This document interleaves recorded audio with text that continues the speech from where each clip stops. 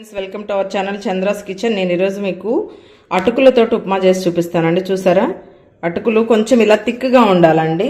ఇలా మందం ఉన్నవి తీసుకుంటే కనుక బాగుంటుంది. వీటికి కావాల్సినటువంటి main ingredients green chilli, onion, curry leaves, 1 tomato, ఒక లెమన్ అండి. ఈ పోపు గింజలు యాజ్ యూజువల్గా వేసుకునేవి. ఇవన్నీ దనాదన ఫటాఫట్ అన్నట్టుగా టక్కన అయిపోతుందండి 2 minutesలో. మనం ఇప్పుడు అటుకులు ఉన్నాయి కదండి, దీన్ని వాష్ చేసి స్క్వీజ్ చేసి పెట్టుకుందాం. చూసారా, వాష్ చేసేసాను. ఒక 2 times వాష్ చేసుకుని ఇలా ఒక 1 minute ఉంచుదామండి వాటర్లో. అప్పుడు కొంచెం మెత్తగా అవుతాయి.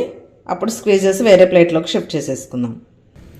ఇలా మనం బాండీ పెట్టేసుకుందామండి. స్టవ్ పైన బాండీ పెట్టేసుకున్నాను. ఆయిల్ వేసుకుందాం.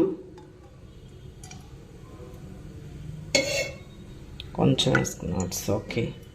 ఆయిల్ హీట్ ఎక్కే వరకు వెయిట్ చేద్దాం. ఆయిల్ హీట్ ఎక్కేలోపు మనము వీటిని చూసారా సాఫ్ట్ అయిపోయినాయి. ఇప్పుడు స్క్వీజ్ చేసి ఇలా ఒక బౌల్లో వేసేసుకుందామండి. ఇలా గట్టిగా ఇలా అనేసి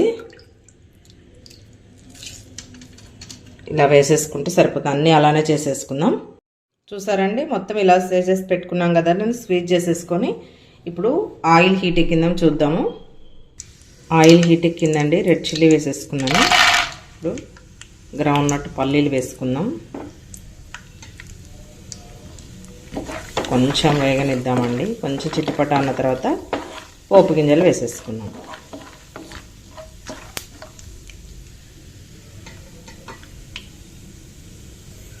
ఇవి కూడా వేగిపోయాయి కదండి. పోపు గింజలు వేసుకుందాం.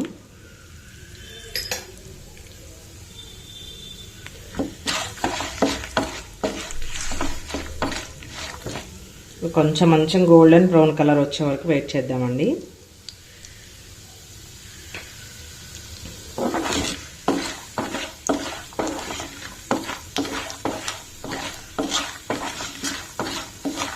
పోపు వేగి వరకే టైం అండి.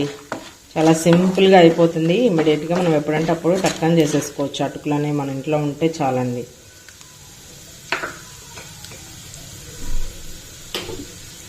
చూసారా, ఇది కూడా వేగిపోయినాయి కదండి. ఇప్పుడు మనము ఆల్రెడీ కట్ చేసి పెట్టుకున్నటువంటి green chilli, onions, curry leaves వేసేసుకుందామండి. కొంచెం దూరంగా ఉండి వేసుకుందాం.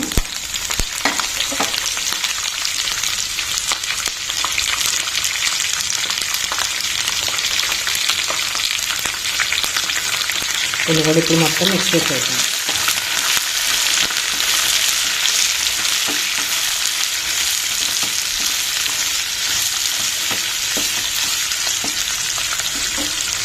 ఒక 1 minute మూత పెట్టేద్దామండి. వెంటనే ఫ్రై అయిపోతాయి. ఒకసారి రెడ్ ఓపెన్ చేసి చూద్దాం. ఫ్రై అయిపోతుంది కదా.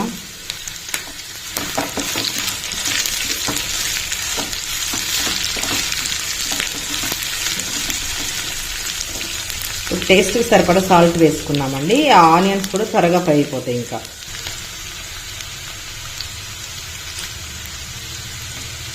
ఇది కూడా మొత్తం మిక్స్ చేసేద్దాం.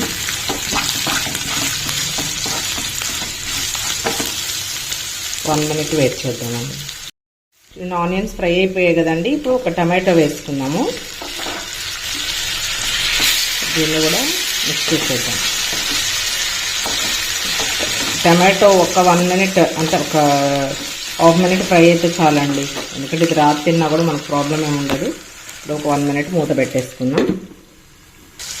సరే, టమాటో కూడా ఫ్రై అయిపోయిందండి. ఇప్పుడు మనము ఆల్రెడీ స్క్వీజ్ చేసి పెట్టుకున్నటువంటి అటుకులు వేసేసుకుందాం. ఇలా మొత్తం వేసేసుకొని ఒక్కసారి మొత్తం మిక్స్ చేసేద్దామండి.